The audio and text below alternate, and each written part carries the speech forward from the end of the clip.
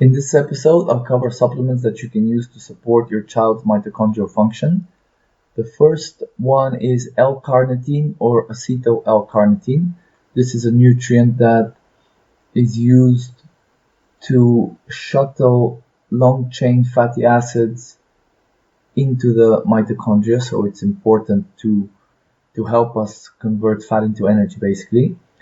And you can buy it in powder form, pill form, capsule form, this kind of thing. This is probably one of the first nutrients you would use to support your child's mitochondrial function. Coenzyme Q10, also known as ubiquinol. This is another mitochondrial cofactor that you can use.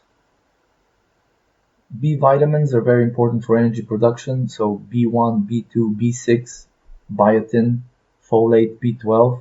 So having a good multivitamin with the spectrum of B vitamins is important. Vitamin E, it's an antioxidant. It can also help. Any supplement that improves your child's glutathione status. Remember, glutathione is the master antioxidant in the cell, and mitochondria cannot manufacture it by themselves, so they depend on the cell to get this antioxidant. So supplements that can improve glutathione status include N-acetylcysteine, the amino acid, and glycine.